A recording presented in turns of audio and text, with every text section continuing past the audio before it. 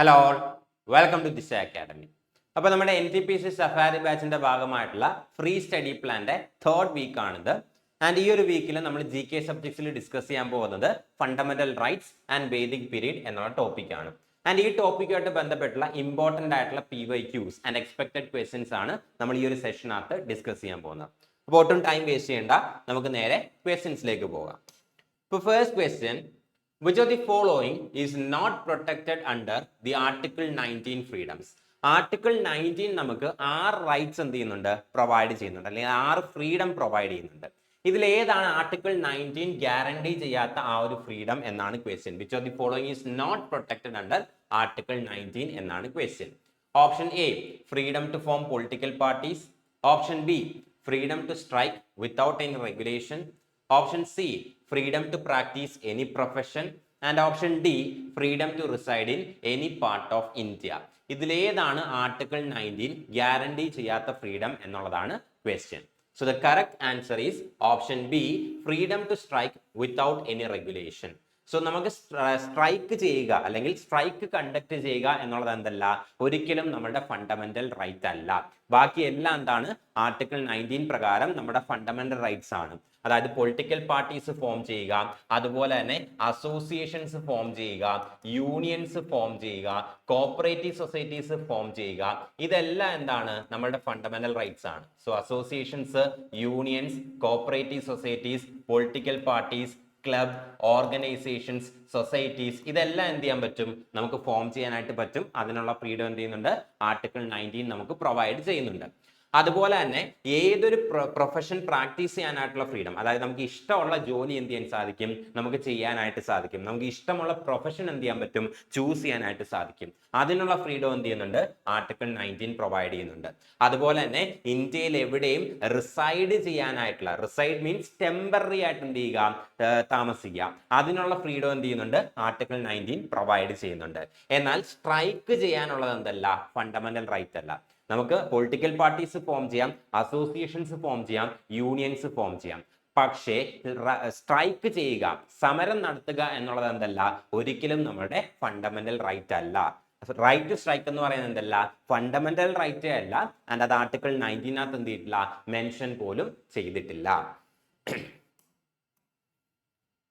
Next question, match the following Ritz with their literal meanings.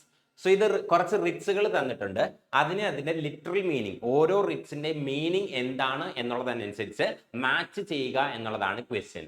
First, habeas corpus, mandamus, quo warranto, ഈ 3 writs ആണ് തന്നിരിക്കുന്നത്. So habeas corpus, mandamus and quo warranto, ഇതാണ് നമുക്ക് തന്നിരിക്കുന്ന writs എന്ന് പറയുന്നത്.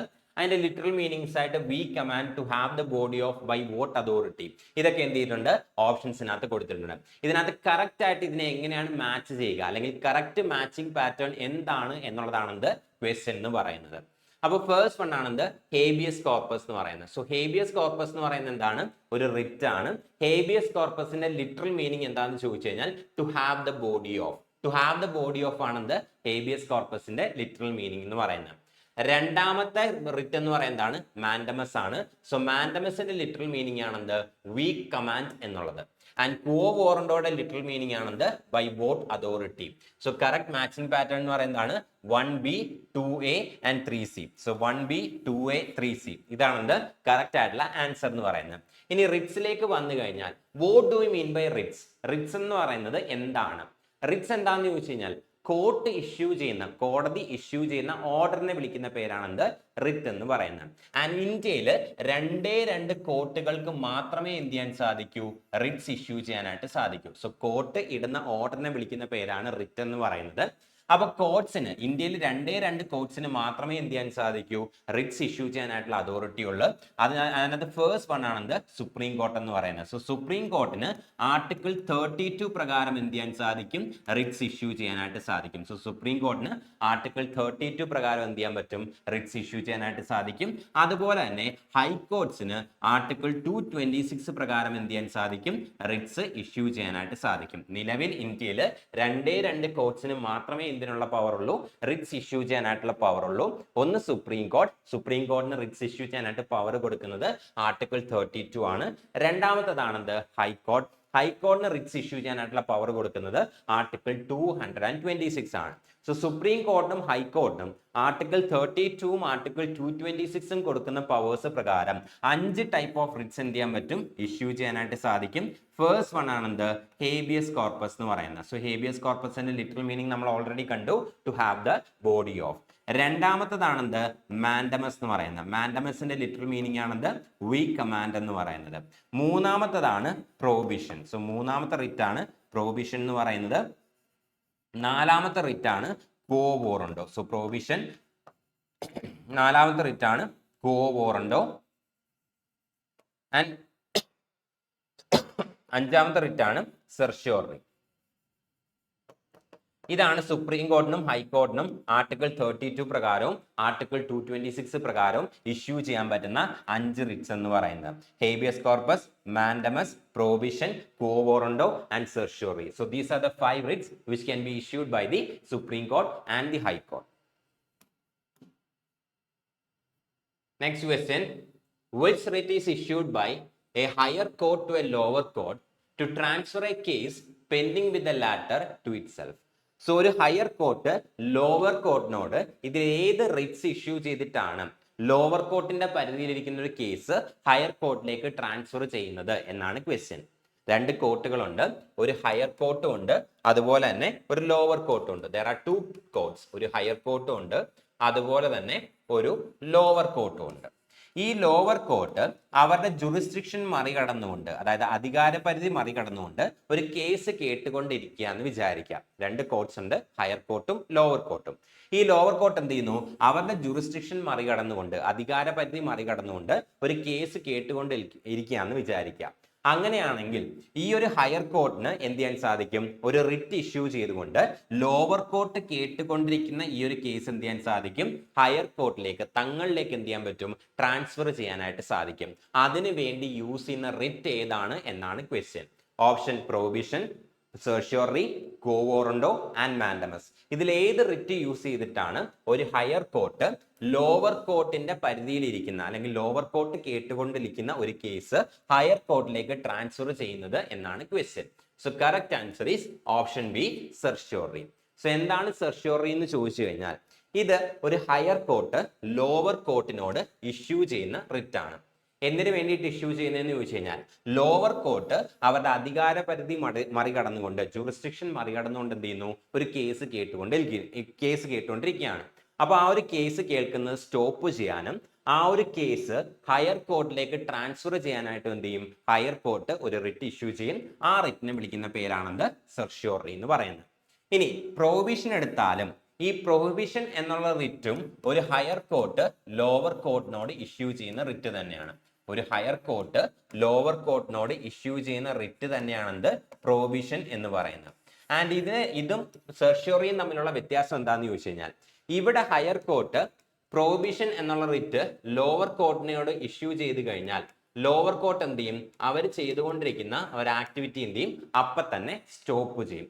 Stop ചെയ്യുക എന്നുള്ളത് മാത്രമാണിത് പ്രൊഹിബിഷൻ എന്നുള്ള റിറ്റിന്റെ ഉദ്ദേശം എന്ന് പറയുന്നത്. അതായത് ലോവർ കോർട്ട് അവരുടെ ജുറിസ്ഡിക്ഷൻ മറികടന്നുകൊണ്ട് ഒരു കേസ് കേൾക്കുന്നു. ആ കേസ് കേൾക്കുന്നതിൽ നിന്ന് ലോവർ കോർട്ടിനെ സ്റ്റോപ്പ് ചെയ്യിക്കാനായിട്ട്, പ്രിവെന്റ് ചെയ്യിക്കാനായിട്ട് ഹൈക്കോർട്ട് ഇഷ്യൂ ചെയ്യുന്ന റിറ്റ് ആണെന്ത്, പ്രൊഹിബിഷൻ എന്ന് പറയുന്നത്. സോ പ്രൊഹിബിഷൻ എന്ന് പറയുന്നത് പ്രൊഹിബിറ്റ് മാത്രമേ ചെയ്യുന്നുള്ളൂ, നിർത്തിവെപ്പിക്കുക മാത്രമേ ചെയ്യുന്നുള്ളൂ, കറക്റ്റീവ് ആക്ഷൻ ഒന്നും എടുക്കുന്നില്ല. എന്നാൽ സെർഷ്യോറിയിലേക്ക് വന്നു കഴിഞ്ഞാൽ ലോവർ കോർട്ട് അവരുടെ ജുറിസ്ഡിക്ഷൻ മറികടന്ന് ഒരു കേസ് കേട്ടുകൊണ്ടിരിക്കുകയാണെങ്കിൽ അത് സ്റ്റോപ്പ് ചെയ്യുകയും ആ കേസ് തങ്ങളിലേക്ക് ട്രാൻസ്ഫർ ചെയ്യുകയും ചെയ്യുന്നുണ്ട്. അതായത് കറക്റ്റീവ് ആക്ഷൻ കൂടി എന്ത് ചെയ്യുന്നുണ്ട്, സെർഷ്യോറിക്കകത്ത് ചെയ്യുന്നുണ്ട്. ഇതാണ് രണ്ടും തമ്മിലുള്ള വ്യത്യാസം എന്ന് പറയുന്നത്.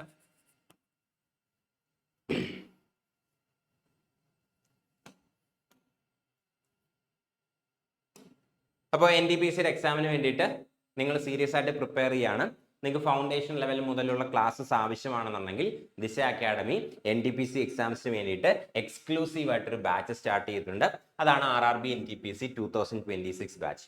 ഈ ഒരു ക്ലാസ്സിൽ ഫ്രം ദ ഫൗണ്ടേഷൻ ലെവൽ, ഏറ്റവും ബേസിക് ലെവൽ എന്നുള്ള ക്വസ്റ്റ്യൻസ് നിങ്ങൾക്ക് അവൈലബിൾ ആയിട്ടുണ്ടാകും. ആൻഡ് ഇത് NTPC എക്സാമിനെ മാത്രം ഫോക്കസ് ചെയ്തുകൊണ്ടുള്ള ഒരു ബാച്ചാണ്. ആൻഡ് ഈ ഒരു ബാച്ചിന്റെ കോഴ്സ് ഫീ എന്ന് പറയുന്നത് 5500 റുപ്പീസ് ആണ്. ബട്ട് നമ്മളിപ്പോൾ ഒരു 5000 റുപ്പീസിനാണ് എന്ത് ചെയ്യുന്നത്, സെല്ല് ചെയ്തുകൊണ്ടിരിക്കുന്നത്. അത് കൂടാതെ ന്യൂ ഇയർ ഓഫർ ഒക്കെ ഉടൻ തന്നെ നിങ്ങളെ അറിയിക്കുന്നതായിരിക്കും. ആൻഡ് ഈ ഒരു ബാച്ചിനകത്ത് നിങ്ങൾക്ക് ജോയിൻ ചെയ്യണമെങ്കിലോ അല്ലെങ്കിൽ ഈ ഒരു ബാച്ചിനെ കുറിച്ചുള്ള എന്തെങ്കിലും ഫെർദർ ഇൻഫർമേഷൻ വേണമെന്നുണ്ടെങ്കിലോ നിങ്ങൾക്ക് ഈ ഒരു നമ്പറിൽ കോൺടാക്ട് ചെയ്യാം. 8075753676 ഓർ 7012615062. ഇൻട്രസ്റ്റ് ആണെന്നുണ്ടെങ്കിൽ നിങ്ങൾക്ക് ഈ ഒരു കോഴ്സിനകത്ത് ജോയിൻ ചെയ്യാം. Next question, consider the following statements about article 15. So article 15 base ചെയ്തിട്ടുള്ള രണ്ട് സ്റ്റേറ്റ്മെന്റ്സ് തന്നിട്ടുണ്ട്. ഇതിൽ ഏതൊക്കെ സ്റ്റേറ്റ്മെന്റ്സ് ആണ് കറക്റ്റ് എന്നാണ് question. First statement, it prohibits the discrimination on grounds of religion, race, caste, sex or place of birth. Second statement, it allows a state to make special provisions for women and children. Article 15 base ചെയ്തിട്ടുള്ള രണ്ട് statements ആണ്. ഇതിൽ ഏതൊക്കെ statements ആണ് correct എന്നാണ് question. നമുക്ക് ഓരോ statement ആയിട്ട് നോക്കാം. ഫസ്റ്റ് സ്റ്റേറ്റ്മെന്റ് എന്തായിരുന്നു? It prohibits discrimination on grounds of religion, race, caste, sex or place of birth. ഈ ഒരു സ്റ്റേറ്റ്മെന്റ് കറക്റ്റ് ആണ്. കാരണം ആർട്ടിക്കിൾ 15 എന്ത് ചെയ്യുന്നുണ്ട്, 5 ഗ്രൗണ്ട്സിൽ religion, race, caste, sex, place of birth, ഈ 5 ഗ്രൗണ്ട്സിൽ മാത്രം എന്ത് ചെയ്യാൻ പാടില്ല, സ്റ്റേറ്റ് ഒരാളെ ഡിസ്ക്രിമിനേറ്റ് ചെയ്യാൻ പാടില്ല എന്ന് എന്ത് ചെയ്യുന്നുണ്ട്, ആർട്ടിക്കിൾ 15 പറയുന്നുണ്ട്. അതുപോലെ തന്നെ ഒരു വ്യക്തിയും എന്ത് ചെയ്യാൻ പാടില്ല, ഒരു ഇന്ത്യൻ സിറ്റിസനെയും ഈ ഗ്രൗണ്ട്സിൽ മാത്രം എന്ത് ചെയ്യാൻ പാടില്ല, ഒരു പബ്ലിക് പ്ലേസിൽ എൻറ്റർ ചെയ്യുന്നതിൽ നിന്ന് ഡിസ്ക്രിമിനേറ്റ് ചെയ്യാൻ പാടില്ല. ഇതാണ് ആർട്ടിക്കിൾ 15 പറയുന്നത്. സോ ആർട്ടിക്കിൾ 15 എന്ത് ചെയ്യുന്നുണ്ട്, ഡിസ്ക്രിമിനേഷൻ സ്റ്റോപ്പ് ചെയ്യുന്നുണ്ട് ഓർ ഡിസ്ക്രിമിനേഷൻ പ്രോഹിബിറ്റ് ചെയ്യുന്നുണ്ട്. ഏതൊക്കെ ഗ്രൗണ്ട്സിൽ? Religion, race, caste, sex and place of birth. ഈ 5 ഗ്രൗണ്ട്സിൽ മാത്രം ഒരു സിറ്റിസനെയും എന്ത് ചെയ്യാൻ പാടില്ല, ഡിസ്ക്രിമിനേറ്റ് ചെയ്യാൻ പാടില്ല എന്ന് പറയുന്ന ആർട്ടിക്കിൾ ആണ് article 15. So first statement is correct. രണ്ടാമത്തെ സ്റ്റേറ്റ്മെന്റ് എന്താണ്? It allows a state to make special provisions for women and children. അപ്പൊ ആർട്ടിക്കിൾ 15 നേരത്തെ നമ്മൾ പറഞ്ഞു, ആർട്ടിക്കിൾ 15 പറയുന്ന പ്രകാരം എന്ത് ചെയ്യാൻ പാടില്ല, റിലീജിയന്റെയോ റേസിന്റെയോ കാസ്റ്റിന്റെയോ സെക്സിന്റെയോ പ്ലേസ് ഓഫ് ബർത്തിന്റെയോ ബേസിൽ ആരെയും ഡിസ്ക്രിമിനേറ്റ് ചെയ്യാൻ പാടില്ല. ഇപ്പോൾ ഇവിടെ സെക്സ് എന്ന് ഉദ്ദേശിക്കുന്ന ജെൻഡർ ആണ്, that is male and female. So male അല്ലെങ്കിൽ ഫീമെയിൽ എന്നുള്ളത് കൊണ്ട് എന്ത് ചെയ്യാൻ പാടില്ല, ആരെയും ഡിസ്ക്രിമിനേറ്റ് ചെയ്യാൻ പാടില്ല എന്നാണ് എന്ത് ചെയ്യുന്നത്, ആർട്ടിക്കിൾ 15 പറയുന്നത്. പക്ഷെ അതേ ആർട്ടിക്കിൾ 15 തന്നെ എന്ത് ചെയ്തിട്ടുണ്ട്, ഒരു എക്സെപ്ഷനെ കുറിച്ചും പറഞ്ഞിട്ടുണ്ട്. സോ അതേ ആർട്ടിക്കിൾ 15 തന്നെ ഇതിന്റെ എക്സെപ്ഷൻസിനെ കുറിച്ച് എന്ത് ചെയ്തിട്ടുണ്ട്, പറഞ്ഞിട്ടുണ്ട്. ആ എക്സെപ്ഷൻസിൽ ഒരു എക്സെപ്ഷൻ ആണെന്ത്, വേണമെങ്കിൽ സ്റ്റേറ്റിന് വുമന്റെയും ചിൽഡ്രന്റെയും കാര്യത്തിൽ എന്ത് ചെയ്യാൻ പറ്റും, സ്പെഷ്യൽ പ്രൊവിഷൻസ് കൊണ്ടുവരാനായിട്ട് സാധിക്കും. അതായത് ജെൻഡറിന്റെ ബേസിസിൽ ഡിസ്ക്രിമിനേറ്റ് ചെയ്യാൻ പാടില്ല എന്ന ആർട്ടിക്കിൾ 15 പറയുന്നുണ്ടെങ്കിൽ പോലും വുമന്റെയും ചിൽഡ്രന്റെയും അപ്ലിഫ്റ്റ്മെന്റിന് വേണ്ടിയിട്ട് അല്ലെങ്കിൽ അവരുടെ എംപവർമെന്റിന് വേണ്ടിയിട്ട് എന്ത് ചെയ്യാം, വേണമെങ്കിൽ സ്പെഷ്യൽ പ്രൊവിഷൻസ് കൊണ്ടുവരാം. അതായത് റിസർവേഷൻസ് പോലെയുള്ള കാര്യങ്ങൾ എന്ത് ചെയ്യാം, കൊണ്ടുവരാം എന്നെന്ത് ചെയ്യുന്നുണ്ട്, ആർട്ടിക്കിൾ 15 പറയുന്നുണ്ട്. ഫോർ എക്സാമ്പിൾ, ഇപ്പോൾ ലോക്കൽ ബോഡി ഇലക്ഷൻസ് റീസെന്റ് ആയിട്ടാണ് എന്ത് ചെയ്യുന്നത്, നമ്മുടെ local body elections, Panchayati Raj elections എന്ത് ചെയ്തത്, കംപ്ലീറ്റ് ആയത്. അപ്പൊ നിങ്ങൾക്കറിയാം പഞ്ചായത്തി രാജ് ഇലക്ഷൻസിൽ എന്ത് ചെയ്യുന്നുണ്ട്, 33% സീറ്റ്സ് വുമണിന് വേണ്ടിയിട്ട് എന്ത് ചെയ്തിട്ടുണ്ട്, റിസർവ് ചെയ്ത് വെച്ചിട്ടുണ്ട്. പഞ്ചായത്ത് രാജ് ഇലക്ഷൻസിൽ 33% സീറ്റ്സ് എന്ത് ചെയ്തിട്ടുണ്ട്, വുമണിന് വേണ്ടിയിട്ട് റിസർവ് ചെയ്ത് വെച്ചിട്ടുണ്ട്. അതായത് ഇവിടെ വുമണിന് വേണ്ടിയിട്ട് എന്ത് ചെയ്തു, 33% സീറ്റ്സ് റിസർവ് ചെയ്തു. വിച്ച് മീൻസ് ജെൻഡറിന്റെ ബേസിൽ എന്ത് ചെയ്തിട്ടുണ്ട്, ഇവിടെ ഒരു ഡിസ്ക്രിമിനേഷൻ കാണിച്ചിട്ടുണ്ട്. അതായത് ആർട്ടിക്കിൾ 15 പറയുന്നതനുസരിച്ച് മെയിലെന്നോ ഫീമെയിലെന്നോ എന്ത് ചെയ്യാൻ പാടില്ല, വേർതിരിക്കാൻ പാടില്ല. എന്നിട്ടും പഞ്ചായത്തി രാജ് ഇലക്ഷൻസിൽ എന്ത് ചെയ്തിട്ടുണ്ട്, വുമണിന് 33% സീറ്റ്സ് റിസർവ് ചെയ്തിട്ടുണ്ട്. അതായത് ചില സ്പെഷ്യൽ പ്രൊവിഷൻസ് എന്ത് ചെയ്തിട്ടുണ്ട്, മേക്ക് ചെയ്തിട്ടുണ്ട്. അതിനും പവർ കൊടുക്കുന്ന എന്താണ്, ആർട്ടിക്കിൾ 15 പറയുന്ന എക്സെപ്ഷൻസ് തന്നെയാണ്. അതായത് വുമന്റെയും ചിൽഡ്രന്റെയും കേസിൽ എന്ത് ചെയ്യാം, വേണമെങ്കിൽ സ്റ്റേറ്റിന് സ്പെഷ്യൽ പ്രൊവിഷൻസ് കൊണ്ടുവരാം. അതായത് സെക്കൻഡ് സ്റ്റേറ്റ്മെന്റ് എന്താണ്, കറക്റ്റ് ആണ്. So the correct answer is option C, both 1 and 2. First സ്റ്റേറ്റ്മെന്റും സെക്കൻഡ് സ്റ്റേറ്റ്മെന്റും എന്താണ്, കറക്റ്റ് ആയിട്ടുള്ള സ്റ്റേറ്റ്മെന്റ്സ് ആണ്. Next question. The right to form cooperative societies is mentioned under. So right to form cooperative societies, cooperatives for societies form ചെയ്യുക എന്നുള്ളത് ഏത് fundamental right അല്ലെങ്കിൽ ഏത് ആർട്ടിക്കിളിലാണ് ഫണ്ടമെന്റൽ റൈറ്റ് ആയിട്ട് ഇൻക്ലൂഡ് ചെയ്തിരിക്കുന്നത് എന്നാണ് question. Option A, article 19 clause 1 sub clause C. Option B article 19 clause 1 sub close G, article 21 and article 43 B. ഇതിൽ ഏത് ആർട്ടിക്കിളിലാണ് കോപ്പറേറ്റീവ് സൊസൈറ്റീസ് ഫോം ചെയ്യുക എന്നുള്ളത് ഫണ്ടമെന്റൽ റൈറ്റ് ആക്കി ഇൻക്ലൂഡ് ചെയ്തിരിക്കുന്നത് എന്നാണ് question.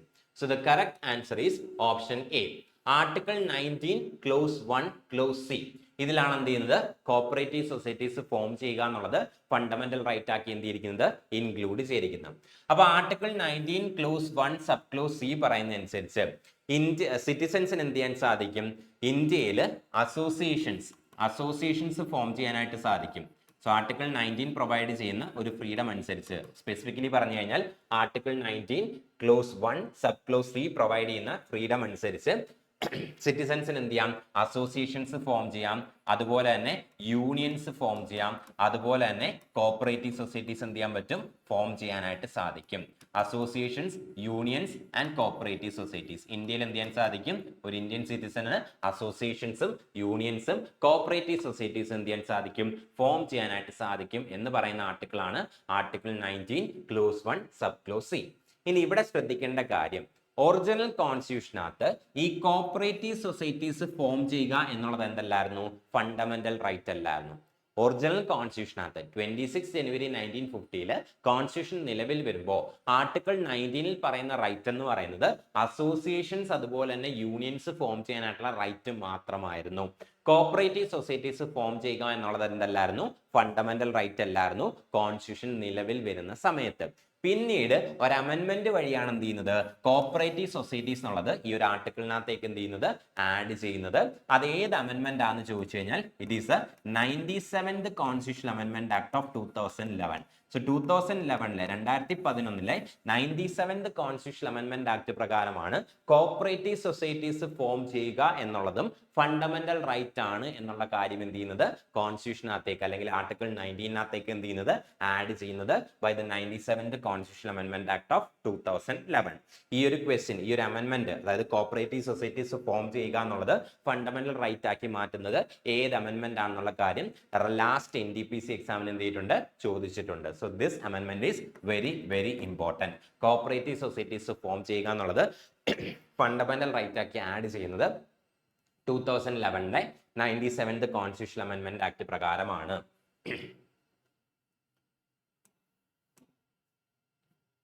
Next question. The golden triangle of fundamental right refers to which 3 articles? Fundamental റൈറ്റ്സിലെ 3 ആർട്ടിക്കിൾസിനെ ചേർത്ത് നമ്മൾ golden triangle എന്നാണ് വിളിക്കുന്നത്. ഏതൊക്കെയാണ് ആ 3 article?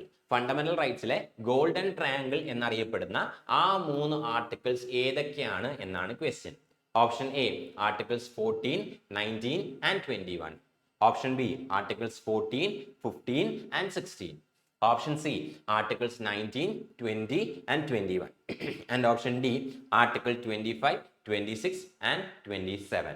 So the correct answer is option A, Article 14, 19 and 21. Article 14, 19 and 21. ഈ 3 ആർട്ടിക്കിൾസിനെയാണ് എന്ത് ചെയ്യുന്നത്, ഫണ്ടമെന്റൽ റൈറ്റ്സിലെ ഗോൾഡൻ ട്രയാങ്കിൾ എന്ന് വിളിക്കുന്നത്. കാരണം ഈ 3 ആർട്ടിക്കിൾസ് എന്താണ്, ഇന്റർ ഡിപ്പെൻഡന്റ് ആണ്. ഈ 3 ആർട്ടിക്കിൾസ് എന്താണ്, ഇന്റർ ഡിപ്പെൻഡന്റ് ആണ്, ഐസൊലേറ്റഡ് ആയിട്ട് നിൽക്കുകയല്ല. ഈ 3 ആർട്ടിക്കിൾസ് എന്താണ്,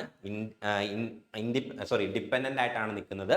അതുപോലെ തന്നെ ഈ 3 ആർട്ടിക്കിൾസ് എന്ന് പറയുന്നത് എന്താണ്, സിറ്റിസൺസിന്റെ ലിബർട്ടീസുമായിട്ട് റിലേറ്റ് ചെയ്തിട്ടുള്ള ആർട്ടിക്കിൾസ് ആണ്. സോ ഒരു സിറ്റിസന്റെ ലിബർട്ടി ആയിട്ട് ബന്ധപ്പെട്ടിട്ടുള്ള 3 ആർട്ടിക്കിൾസ് ആണെന്ന് ഈ ഒരു 14, 19 and 21 എന്ന് പറയുന്നത്. And these 3 articles are Inter connected. ഈ 3 ആർട്ടിക്കിൾസ് എന്താണ്, ഇന്റർ കണക്റ്റഡ് ആണ്. ഒരെണ്ണത്തിനെ ചേഞ്ച് ചെയ്യണമെന്നുണ്ടെങ്കിൽ മറ്റ് 2 എന്ത് ചെയ്യപ്പെടും, അവിടെ അഫക്റ്റ് ചെയ്യപ്പെടും. അപ്പോൾ ഒരെണ്ണത്തിനകത്ത് ചേഞ്ച് കൊണ്ടുവരണമെന്നുണ്ടെങ്കിൽ മറ്റ് 2 ആർട്ടിക്കിൾസിനകത്തും എന്ത് ചെയ്യുന്നുണ്ട്, അല്ലെങ്കിൽ മറ്റ് 2 ആർട്ടിക്കിൾസും എന്ത് ചെയ്യുന്നുണ്ട്, ഈ വരുത്തുന്ന ചേഞ്ചസുമായിട്ട് എന്താണ്, റിലേറ്റഡ് ആയിട്ടായിരിക്കും നിൽക്കുന്നത്. സോ അതുകൊണ്ടാണ് എന്ത് ചെയ്യുന്നത് ഇതിനെ ഗോൾഡൻ ട്രയാങ്കിൾ എന്നുള്ള രീതിയിൽ വിളിക്കുന്നത്. Next question. Double jeopardy. No person shall be punished for the same offense more than once is prohibited under. So double jeopardy Indian കോൺസ്റ്റിറ്റ്യൂഷന്റെ ഏത് ആർട്ടിക്കിൾ പ്രകാരമാണ് പ്രോഹിബിറ്റ് ചെയ്തിരിക്കുന്നത് എന്താണ് question.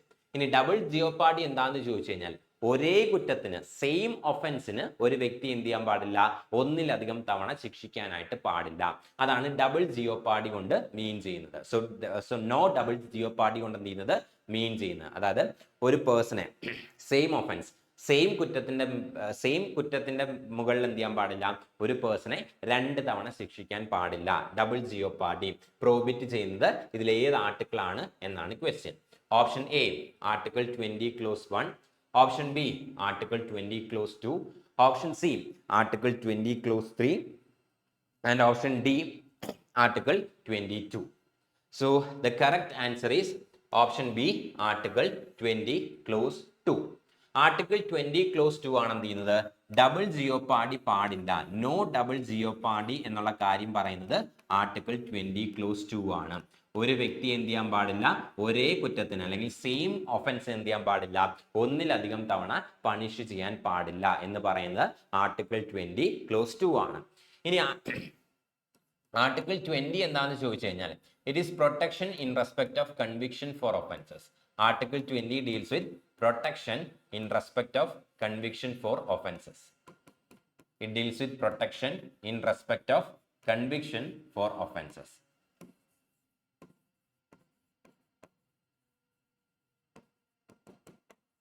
Protection in respect of conviction for offenses. So ഇതാണ് എന്ത് ചെയ്യുന്നത്, article 20 പറയുന്നത്. So protection in respect of conviction for offences. അതായത് ഒരാൾ കൺവിക്ട് ചെയ്യുമ്പോൾ അല്ലെങ്കിൽ ഒരാൾ കൺവിക്ട് ചെയ്യപ്പെടുമ്പോൾ അയാൾക്ക് എന്തൊക്കെ പ്രൊട്ടക്ഷൻ ആണ് കിട്ടുന്നത് എന്നുള്ള കാര്യമാണ് ആർട്ടിക്കിൾ 20 പറയുന്നത്. ആർട്ടിക്കിൾ 20 എന്ത് ചെയ്യുന്നുണ്ട്, 3 ടൈപ്പ് ഓഫ് പ്രൊട്ടക്ഷൻസ് പ്രൊവൈഡ് ചെയ്യുന്നുണ്ട്. അതിനകത്ത് ഫസ്റ്റ് വൺ എന്ന് പറയുന്നത് ആർട്ടിക്കിൾ 20 ക്ലോസ് 1 എന്ത് ചെയ്തിട്ടുണ്ട്, പറഞ്ഞിട്ടുണ്ട്. സോ ആർട്ടിക്കിൾ 20 ക്ലോസ് 1 പറയുന്ന പ്രകാരം നോ എക്സ്പോസ്ഡ് ഫാക്ടോ ലോ. അതായത് ഒരു ക്രിമിനൽ ലോ എന്ത് ചെയ്യാൻ പാടില്ല, മുൻകാല പ്രാബല്യത്തോടു കൂടി അപ്ലൈ ചെയ്യാനായിട്ട് പാടില്ല. No ex post facto law. No ex post facto law. So ഒരു ക്രിമിനൽ ലോ എന്ത് ചെയ്യാൻ പാടില്ല, മുൻകാല പ്രാബല്യത്തോടു കൂടി അടിച്ചേൽപ്പിക്കാൻ പാടില്ല.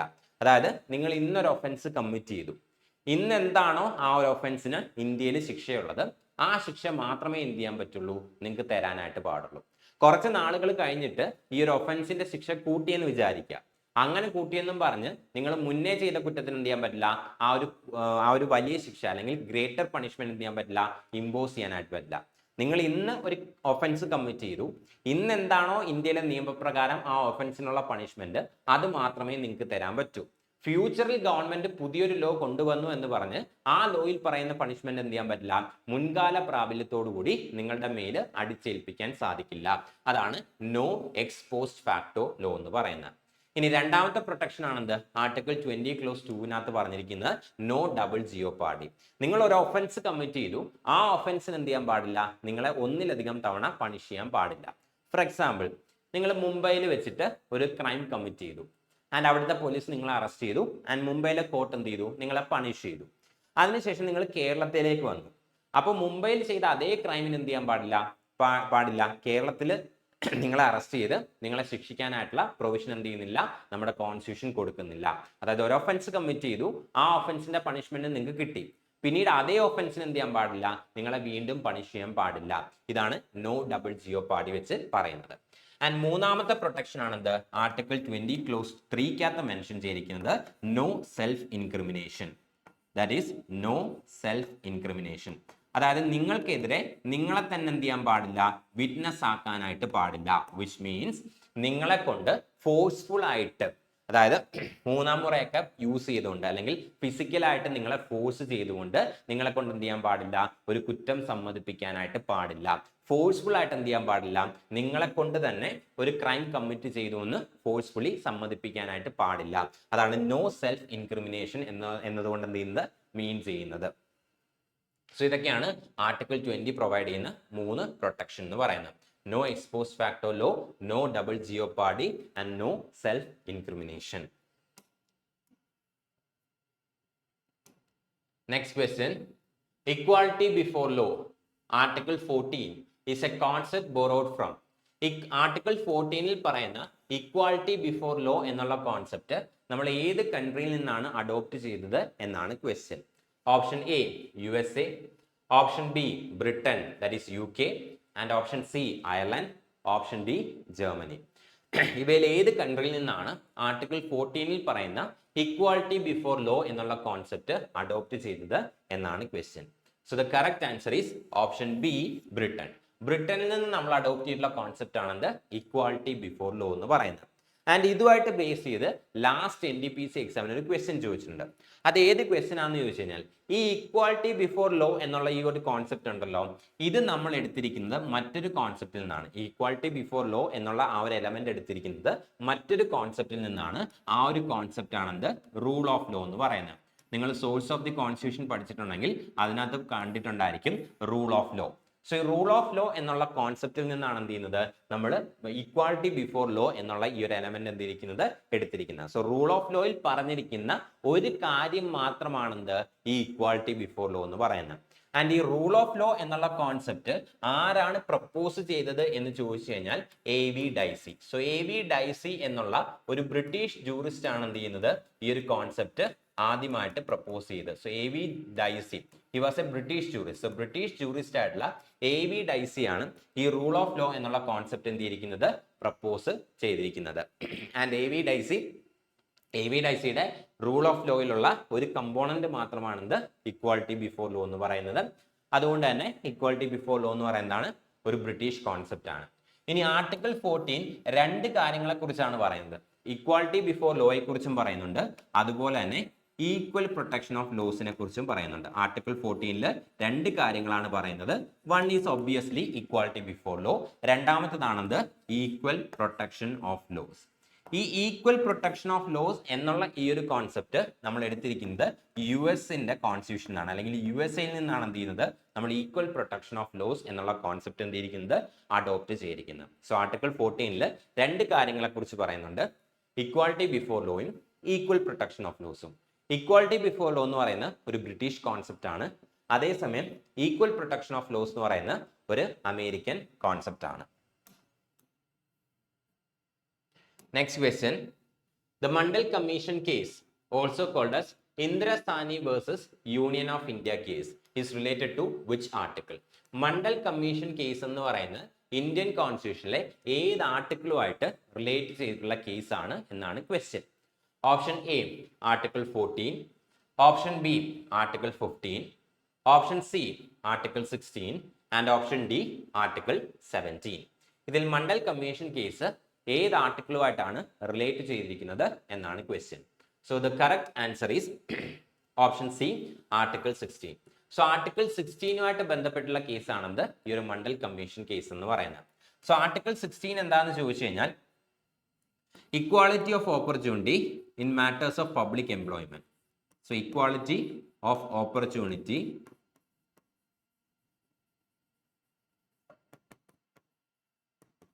in matters of public employment.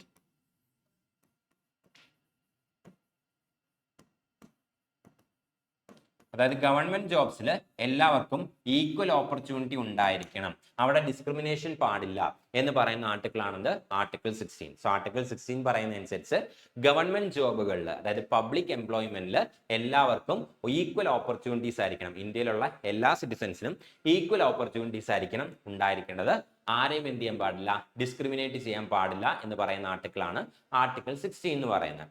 ഇനി എന്താണ് ഈ മണ്ഡൽ കമ്മീഷൻ കേസ് എന്ന് ചോദിച്ചു കഴിഞ്ഞാൽ മണ്ഡൽ കമ്മീഷന്റെ റിപ്പോർട്ട് പ്രകാരം ഗവൺമെന്റ് ഓഫ് ഇന്ത്യ എന്ത് ചെയ്തു 27% റിസർവേഷൻ OBCസിന് കൊടുക്കുന്നു. അതായത് OBCസിന് 27% റിസർവേഷൻ കൊടുത്ത കേസാണ്, റിസർവേഷൻ കൊടുത്തതുമായിട്ട് ബന്ധപ്പെട്ടുള്ള കേസാണെന്ത് മണ്ഡൽ കമ്മീഷൻ കേസ് എന്ന് പറയുന്നത്. OBCസിന് 27% റിസർവേഷൻ ഗവൺമെന്റ് ജോബുകളിൽ OBC കാറ്റഗറിയിലുള്ളവർക്ക് 27% റിസർവേഷൻ കൊടുത്തതിനെ ചലഞ്ച് ചെയ്ത് സുപ്രീം കോർട്ടിൽ ചെന്നിട്ടുള്ള കേസാണ് ഈ ഒരു മണ്ഡൽ കമ്മീഷൻ കേസ്, അല്ലെങ്കിൽ Indira Sawhney versus union of India case എന്ന് പറയുന്നത്. ഈ ഒരു കേസിലെ സുപ്രീം കോടതി ജഡ്ജ്മെന്റ് എന്ന് പറയുന്നതാണ് വളരെ ലാൻഡ്മാർക്ക് ആയിട്ടുള്ള ഒരു ജഡ്ജ്മെന്റ് ആയിരുന്നു. എന്തായിരുന്നു ഈ ഒരു കേസിലെ ജഡ്ജ്മെന്റ് എന്ന് ചോദിച്ചു കഴിഞ്ഞാൽ ഗവൺമെന്റ് ഓഫ് ഇന്ത്യ പബ്ലിക് എംപ്ലോയ്മെന്റിൽ അല്ലെങ്കിൽ ഗവൺമെന്റ് ജോബ്സിൽ OBCസിന് കൊടുത്ത 27% റിസർവേഷൻസ് എന്ത് ചെയ്യുന്നു സുപ്രീം കോർട്ട് ശരിവെക്കുന്നു. അതുപോലെ തന്നെ സുപ്രീം കോർട്ട് ഒരു കാര്യം കൂടി പറഞ്ഞു, ടോട്ടൽ റിസർവേഷൻ ഗവൺമെന്റ് ജോബുകളിൽ ടോട്ടൽ റിസർവേഷൻ എന്ന് പറയുന്നത് എന്തായിരിക്കണം, 50% താഴെയായിരിക്കണം.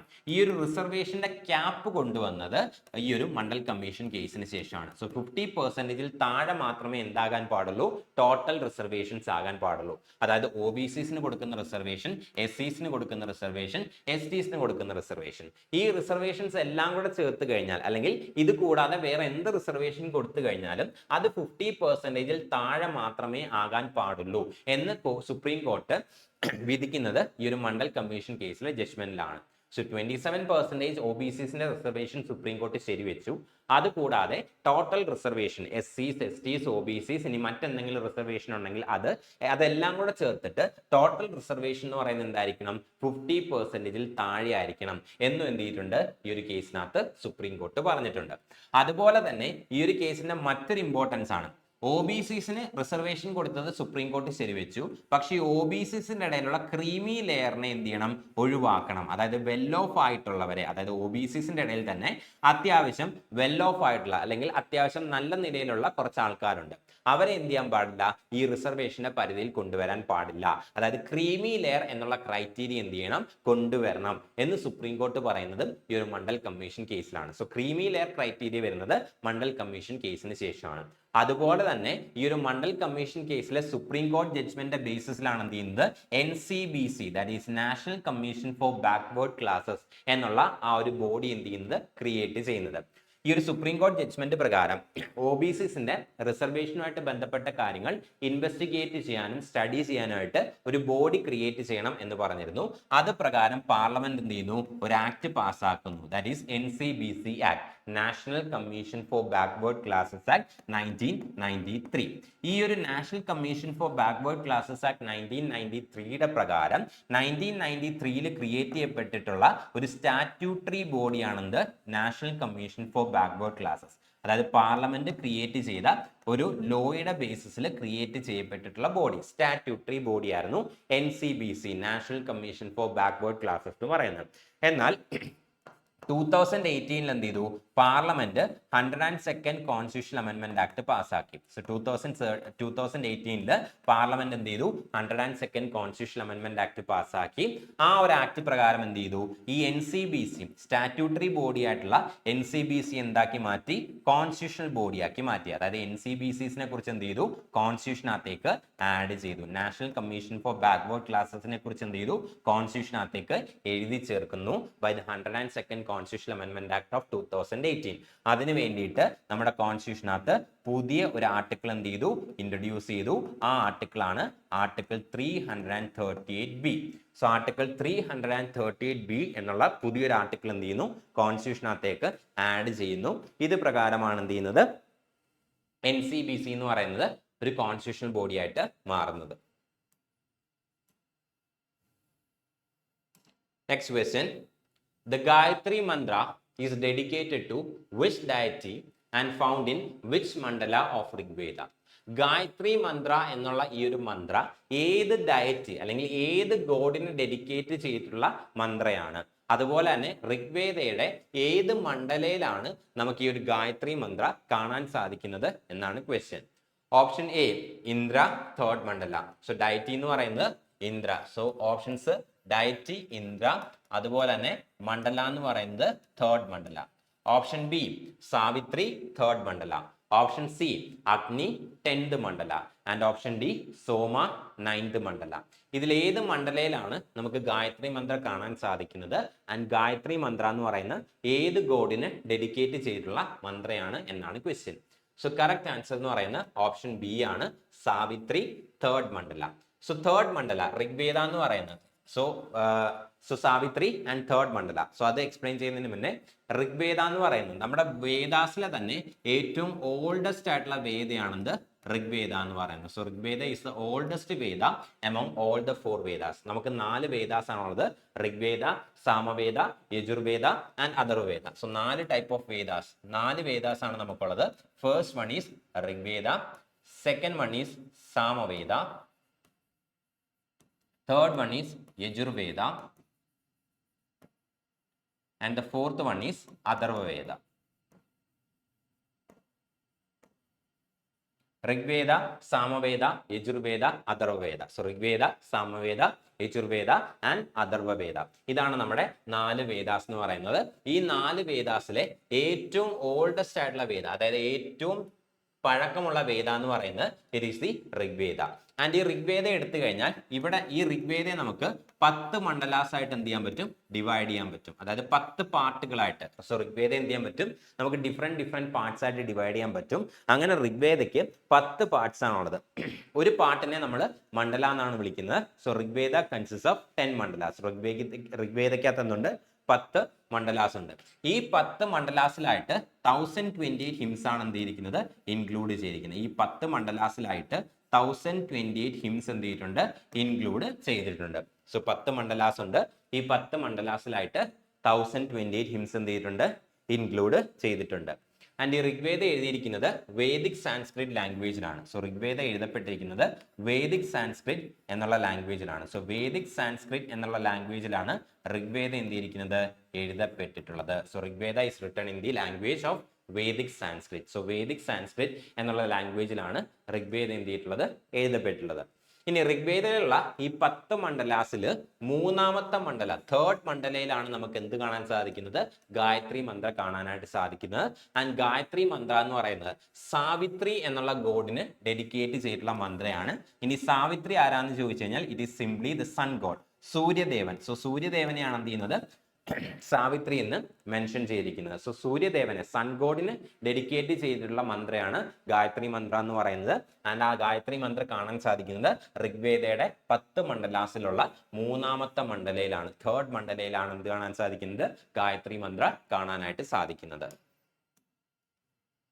Next question, the famous battle of 10 kings Dasharajna was fought on the banks of which river? ഏത് നദിയുടെ തീരത്താണ് ഏറ്റവും ഫേമസ് ആയിട്ടുള്ള ഈ ബാറ്റിൽ ഓഫ് 10 കിങ്സ്, 10 രാജാക്കന്മാരുടെ യുദ്ധം ഫൈറ്റ് ചെയ്യപ്പെട്ടത് ഇതിൽ ഏത് റിവറിന്റെ, ഏത് നദിയുടെ തീരങ്ങളിലാണ് എന്നുള്ളതാണ് question. Option A Parushni which is a Ravi river. Option B Vitasta which is a Jhelum. Option C Asikni Chenab. And option D Vipasa Beas. So ഇതെല്ലാം വേദിക് നെയിംസ് ആണ്, വേദിക് ടെക്സ്റ്റിനകത്ത് കാണുന്ന നെയിംസ് ആണ്. ലെഫ്റ്റ് സൈഡിൽ കാണുന്നത്, റൈറ്റ് സൈഡിലുള്ളത് ആ റിവേഴ്സിന്റെ ഇന്നത്തെ പേരുകളാണ്. സോ ഇതിൽ ഏത് റിവറിന്റെ ബാങ്ക്സിൽ വെച്ചിട്ടാണ് ബാറ്റിൽ ഓഫ് 10 കിങ്സ് എന്നുള്ള ഈ ഒരു ബാറ്റിൽ ഫൈറ്റ് ചെയ്തത് എന്നാണ് question. So correct answer is option A Parushni, that is Ravi river. So Ravi അല്ലെങ്കിൽ പരുഷ്ണി റിവറിന്റെ ബാങ്ക്സിൽ വെച്ചിട്ടാണ് എന്ത് ചെയ്യുന്നത്, ഈ ബാറ്റിൽ ഓഫ് 10 കിങ്സ് എന്നുള്ള ഈ ഒരു യുദ്ധം എന്ത് ചെയ്യുന്നത്, നടക്കുന്നത്. ഇനി ബാറ്റിൽ ഓഫ് 10 കിങ്സ് ആര് തമ്മിലുള്ള യുദ്ധമാണെന്ന് ചോദിച്ചു കഴിഞ്ഞാൽ കിങ് സുദാസ് എന്ന് പറയുന്നത് ഭരത ട്രൈബിന്റെ രാജാവായിരുന്നു. സോ കിങ് സുദാസ് എന്ന് പറയുന്നത് ഭരത ട്രൈബിലെ രാജാവിന്റെ പേരാണ് കിങ് സുദാസ്, ഭരത ട്രൈബ്. സോ ഭരത ട്രൈബിലെ രാജാവിന്റെ പേരാണ് കിങ് സുദാസ്. ഈ കിങ് സുദാസും അതുപോലെ തന്നെ മറ്റ് 10 രാജാക്കന്മാർ, that is a confederation of 10 kings, മറ്റ് 10 രാജാക്കന്മാരുടെ ഒരു group, that is confederation. So confederation of 10 kings. King Sudas, Bharata ട്രൈബിലെ കിങ് ആയിട്ടുള്ള കിങ് സുദാസും മറ്റ് 10 രാജാക്കന്മാരുടെ ഒരു കോൺഫെഡറേഷനുമായിട്ട് നടന്നിട്ടുള്ള ഒരു ബാറ്റിലാണെന്ത്, ഈ ഒരു ബാറ്റിൽ ഓഫ് 10 കിങ്സ് എന്ന് പറയുന്നത്. ഈ ബാറ്റിൽ ഓഫ് 10 കിങ്സിനെ കുറിച്ച് എവിടെ മെൻഷൻ ചെയ്തിട്ടുണ്ട്, ഋഗ്വേദയിലാണ് മെൻഷൻ ചെയ്തിരിക്കുന്നത്. സോ ബാറ്റിൽ ഓഫ് 10 കിങ്സിനെ കുറിച്ച് മെൻഷൻ ചെയ്തിരിക്കുന്നത് ഋഗ്വേദയിലാണ്. ഋഗ്വേദയിലെ 7th മണ്ഡല, 7ാമത്തെ മണ്ഡലയിലാണ് എന്ത് ചെയ്യുന്നത്, ഈ ഒരു ബാറ്റിൽ ഓഫ് 10 കിങ്സ് ദശരഥനെ കുറിച്ച് എന്ത് ചെയ്തിരിക്കുന്നത്, മെൻഷൻ ചെയ്തിരിക്കുന്നത്. സോ ബാറ്റിൽ ഓഫ് 10 കിങ്സ് എന്ന് പറയുന്നത് രവി റിവറിന്റെ, അതായത് പരുഷ്ണി റിവറിന്റെ ബാങ്ക്സിൽ വെച്ചിട്ടാണ് ഫൈറ്റ് ചെയ്തിട്ടുള്ളത്. ആരൊക്കെ തമ്മിലുള്ള യുദ്ധമാണെന്ന് ചോദിച്ചു കഴിഞ്ഞാൽ ഭരത ട്രൈബിലെ കിങ് സുദാസും അതുപോലെ തന്നെ മറ്റ് 10 ട്രൈബൽ കിങ്സ്, മറ്റ് ട്രൈബൽ ഗ്രൂപ്പുകളിലെ 10 കിങ്സിന്റെ ഒരു കോൺഫെഡറേഷൻ, ഒരു ഗ്രൂപ്പുമായിട്ട് നടന്നിട്ടുള്ള യുദ്ധമാണ് ഈ ഒരു ബാറ്റിൽ ഓഫ് 10 കിങ്സ് എന്ന് പറയുന്നത്. ഈ ഒരു ബാറ്റിൽ ഓഫ് 10 കിങ്സിനെ കുറിച്ച് മെൻഷൻ ചെയ്തിരിക്കുന്നത് ഋഗ്വേദയിലാണ്. ഋഗ്വേദയിലെ തന്നെ 7ാമത്തെ മണ്ഡല, 7th മണ്ഡലയിലാണ് ബാറ്റിൽ ഓഫ് 10 കിങ്സിനെ കുറിച്ച് എന്ത് ചെയ്തിരിക്കുന്നത്, മെൻഷൻ ചെയ്തിരിക്കുന്നത്. ആൻഡ് ഈ ബാറ്റിൽ ഓഫ് 10 കിങ്സിൽ ആരാണ് വിജയിച്ചത് എന്ന് ചോദിച്ചു കഴിഞ്ഞാൽ കിങ് സുദാസ് ആണ് എന്ത് ചെയ്യുന്നത്, ഈ ബാറ്റിൽ ഓഫ് 10 കിങ്സിൽ വിജയിക്കുന്നത്. ആൻഡ് കിങ് സുദാസ് ഈ ഒരു ബാറ്റിൽ വിജയിച്ചു. ഭരത ട്രൈബ് എന്ത് ചെയ്യുന്നു, എസ്റ്റാബ്ലിഷ് ചെയ്യപ്പെടുന്നു, അല്ലെങ്കിൽ ഭരത ട്രൈബിന് എന്ത് ചെയ്യുന്നു, ആ ഒരു പവർ അറ്റൈൻ ചെയ്യാനായിട്ട് സാധിക്കുന്നു. ആൻഡ് പിന്നീട് ഈ ഭരത ട്രൈബിൽ നിന്നാണ്, അല്ലെങ്കിൽ ഭരത ട്രൈബിന്റെ റൂളിന് ശേഷമാണ് എന്ത് ചെയ്യുന്നത്, കുരു ട്രൈബിന്റെ സോ കുരു ട്രൈബിന്റെ എന്ത് ചെയ്യുന്നത് ആ ഒരു റൂള് സ്റ്റാർട്ട് ചെയ്യുന്നത്, അല്ലെങ്കിൽ കുരു പവറിന്റെ സ്റ്റാർട്ടിംഗ് എന്ന് പറയുന്നതാണ് ഈ ഒരു വോറിന്റെ ആഫ്റ്റർ ഇഫക്റ്റ് ആണ്. ഈ ഒരു ബാറ്റിൽ ഓഫ് 10 കിങ്സിന്റെ ആഫ്റ്റർ ഇഫക്റ്റ് ആയിട്ടാണ് എന്ത് ചെയ്യുന്നത് കുരു പവർ സ്റ്റാർട്ട് ചെയ്യുന്നത്. ഇന്ത്യയിൽ കുരു വംശം അല്ലെങ്കിൽ കുരു പവർ സ്റ്റാർട്ട് ചെയ്യുന്നത് ഈ ഒരു ബാറ്റിൽ ഓഫ് 10 കിങ്സിന് ശേഷമാണ്. Next question, which Veda contains the Drupada Raga? Which Veda contains the Drupada Raga and is considered the origin of Indian music? Indian മ്യൂസിക്കിന്റെ ഒറിജിൻ എന്ന് കൺസിഡർ ചെയ്യപ്പെടുന്ന വേദ ഏതാണ്? ആ ഏത് വേദയിലാണ് ധ്രുപദരാഗ ഇൻക്ലൂഡ് ചെയ്തിരിക്കുന്നത് എന്നാണ് ക്വസ്റ്റ്യൻ. സോ ഒരു വേദയിൽ ധ്രുപദരാഗ എന്നുള്ള ഒരു രാഗയും ഇൻക്ലൂഡ് ചെയ്തിട്ടുണ്ട്. അതുപോലെ തന്നെ ഇന്ത്യൻ മ്യൂസിക്കിന്റെ ഒറിജിൻ എന്നറിയപ്പെടുന്നതും ആ ഒരു വേദയാണ്. ഇതിൽ ഏതാണ് ആ ഒരു വേദ എന്നാണ് question. Option A Rigveda, option B Samaveda, option C Yajurveda and option D Atharvaveda. ഇതിൽ ഏത് വേദയാണ് ഒറിജിൻ ഓഫ് ഇന്ത്യൻ മ്യൂസിക് എന്നറിയപ്പെടുന്നതും ആൻഡ് ഇവയിൽ ഏത് വേദയിലാണ് ധ്രുപദ രാഗ എന്നുള്ള രാഗ കണ്ടെയ്ൻ ചെയ്തിരിക്കുന്നത് എന്നുള്ളതുമാണ് ക്വസ്റ്റ്യൻ ആയിട്ട് ചോദിച്ചിരിക്കുന്നത്. So correct answer is option B Samaveda. So സാമവേദയിലാണ് എന്ത് ഇൻക്ലൂഡ് ചെയ്തിരിക്കുന്നത്? ഈ ഒരു ധ്രുപദ രാഗ ഇൻക്ലൂഡ് ചെയ്തിരിക്കുന്നത്. സോ ധ്രുപദ രാഗ എന്ന് പറയുന്നത് നമുക്ക് സാമവേദയിലാണ് കാണാനായിട്ട് സാധിക്കുന്നത്. So Dhrupada raga can be found in the Samaveda. സാമവേദയിലാണ് എന്ത് കാണാൻ സാധിക്കുന്നത്? നമുക്ക് ധ്രുപദ രാഗ കാണാനായിട്ട് സാധിക്കുന്നത്. ആൻഡ് ഈ സാമവേദയാണെന്ത് ഇന്ത്യൻ മ്യൂസിക്കിന്റെ ഒറിജിൻ എന്നറിയപ്പെടുന്നത് ഈ ഒരു സാമവേദയാണ്. സോ സാമവേദയാണ് it is the origin of Indian music. So മ്യൂസിക്കിന്റെയും ആർട്ടിന്റെയും ഒറിജിൻ എന്ന് പറയുന്നത് ഈ ഒരു സാമവേദയാണ്. So it is origin of music and arts. So മ്യൂസിക്കിന്റെയും അതുപോലെ തന്നെ ആർട്സിന്റെയും ഒറിജിൻ എന്ന് പറയുന്ന ഇറ്റ് ഈസ് ഈ സാമവേദ. സോ സാമവേദയാണ് മ്യൂസിക്കിന്റെയും അതുപോലെ തന്നെ ആർട്സിന്റെയും ഒറിജിൻ എന്ന് പറയുന്നത്. Next question, Satyameva Jayate is taken from which Upanishad? ഏത് ഉപനിഷത്തിൽ നിന്നാണ് സത്യമേവ ജയതേ എന്നുള്ള മോട്ടോ നമ്മൾ എടുത്തിരിക്കുന്നത് എന്നുള്ളതാണ് ക്വസ്റ്റ്യൻ.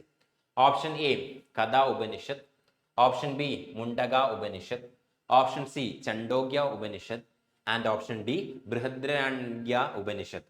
ഇതിൽ ഏത് ഉപനിഷത്തിൽ നിന്നാണ് സത്യമേവ ജയതേ എന്നുള്ള ആ ഒരു മോട്ടോ നമ്മൾ എടുത്തിരിക്കുന്നത് എന്നാണ് question. So the correct answer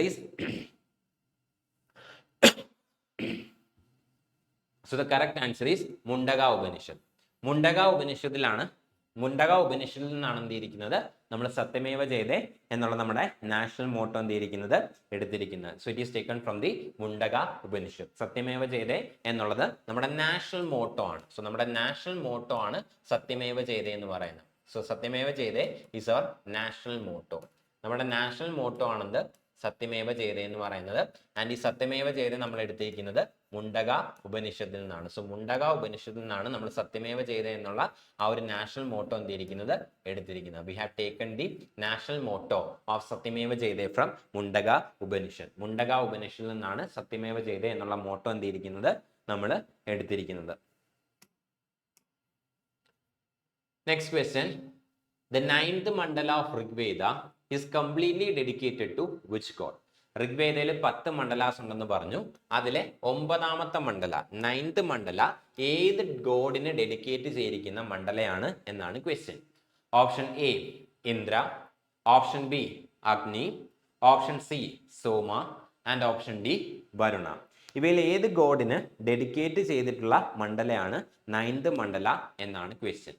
so the correct answer is option C Soma. So god സോമയ്ക്ക് ഡെഡിക്കേറ്റ് ചെയ്തിട്ടുള്ള മണ്ഡലയാണ് 9th മണ്ഡല എന്ന് പറയുന്നത്. അതുകൊണ്ട് തന്നെ 9th മണ്ഡല എന്ത് ചെയ്യാറുണ്ട്? സോമ മണ്ഡല എന്നും അറിയപ്പെടാറുണ്ട്. 9th Mandala is also known as Soma Mandala.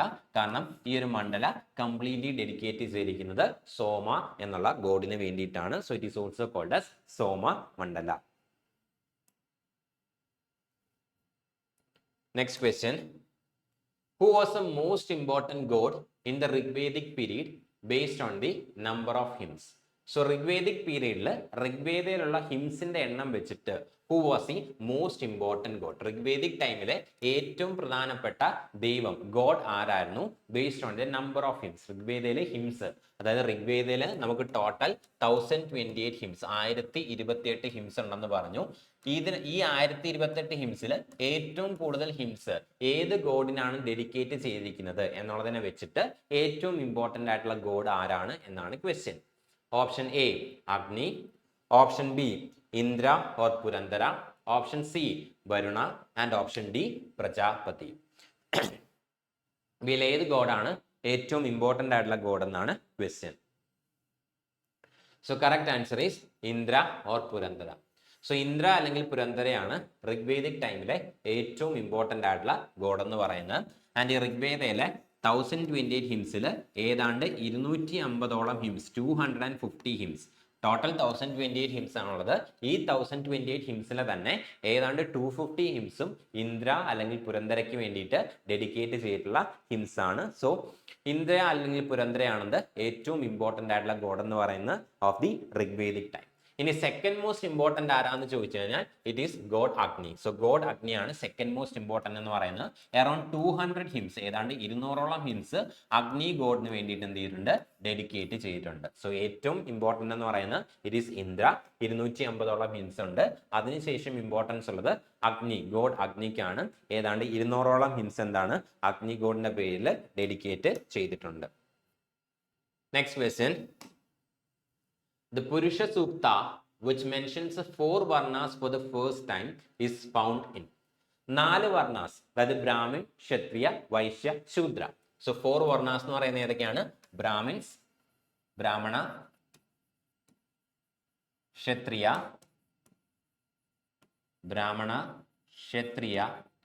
Vysya and Shudra. So Brahmana, Kshatriya, Vaishya and Shudra. ഇതാണ് 4 വർണ്ണാസ് എന്ന് പറയുന്നത്. സോ ബ്രാഹ്മണ, ക്ഷത്രിയ, വൈശ്യ, ശൂദ്ര. ഇതാണ് നമ്മുടെ 4 വർണ്ണാസ് എന്ന് പറയുന്നത്. So Brahmana, Kshatriya, Vaishya and Shudra. So these are the 4 varnas. ഇതാണ് 4 വർണ്ണാസ് എന്ന് പറയുന്നത്. ബ്രാഹ്മണ, ക്ഷത്രിയ, വൈശ്യ, ശൂദ്ര. ഈ 4 വർണ്ണാസ് നമുക്ക് കാണാൻ സാധിക്കുന്നത് പുരുഷ സൂക്തയിലാണ്. ഈ പുരുഷ സൂക്ത എവിടെയാണ് കാണപ്പെടുന്നത്? 4 വർണ്ണാസ് ഇൻക്ലൂഡ് ചെയ്തിട്ടുള്ള അല്ലെങ്കിൽ 4 വർണ്ണാസിനെ കുറിച്ച് മെൻഷൻ ചെയ്തിരിക്കുന്ന ഈ പുരുഷ സൂക്ത എവിടെയാണ് കാണുന്നത് എന്നാണ് question. Option A first mandala of Rigveda, option B 10th mandala of Rigveda, option C Atharvaveda and option D Shatapatha Brahmana. ഇവയിൽ എവിടെയാണ് പുരുഷ സൂക്ത കാണാൻ സാധിക്കുന്നത് എന്നാണ് question. So correct answer is 10th mandala of Rigveda. ഋഗ്വേദയുടെ 10 മണ്ഡലാസിലെ 10ാമത്തെ മണ്ഡലയിലെ 10th മണ്ഡലയിലാണ് നമുക്ക് പുരുഷ സൂക്ത കാണാൻ സാധിക്കുന്നത്. ഈ പുരുഷ സൂക്തയിലാണ് എന്ത് ചെയ്തിട്ടുള്ളത്? 4 വർണ്ണാസിനെ കുറിച്ച്, ബ്രാഹ്മണ, ക്ഷത്രിയ, വൈശ്യ, ശൂദ്ര, ഈ 4 വർണ്ണാസിനെ കുറിച്ച് എന്തിനുള്ളത് മെൻഷൻ ചെയ്തിട്ടുള്ളത്. Next question. The assembly of elders in the Vedic period was known as. Vedic പീരീഡിലെ അസംബ്ലി ഓഫ് എൽഡേഴ്സിനെ, മുതിർന്നവരുടെ അസംബ്ലി വിളിച്ചിരുന്ന പേര് എന്താണ് എന്നാണ് question. Option A Sabha, option B Samiti, option C Vidatha and option D Gana. ഇവയിൽ വേദിക് പീരീഡിലെ അസംബ്ലി ഓഫ് എൽഡേഴ്സ്, എൽഡേഴ്സിന്റെ സഭയെ വിളിച്ചിരുന്ന പേര് എന്താണ്? എൽഡേഴ്സിന്റെ അസംബ്ലിയെ വിളിച്ചിരുന്ന പേര് എന്താണ് എന്നാണ് question. So correct answer is option A സഭ. സഭയാണെന്ത് അസംബ്ലി ഓഫ് എൽഡേഴ്സ് എന്ന് പറയുന്നത്. ആൻഡ് ഈ സഭയുടെ ഡ്യൂട്ടി എന്താണെന്ന് ചോദിച്ചു കഴിഞ്ഞാൽ ജുഡീഷ്യൽ ഫംഗ്ഷൻസും അഡ്മിനിസ്ട്രേറ്റീവ് ഫംഗ്ഷൻസും. സോ സഭയാണ് എന്ത് ചെയ്യുന്നത്? ജുഡീഷ്യൽ ആൻഡ് അഡ്മിനിസ്ട്രേറ്റീവ് ഫംഗ്ഷൻസ് ഒക്കെ എന്ത് ചെയ്യുന്നത്?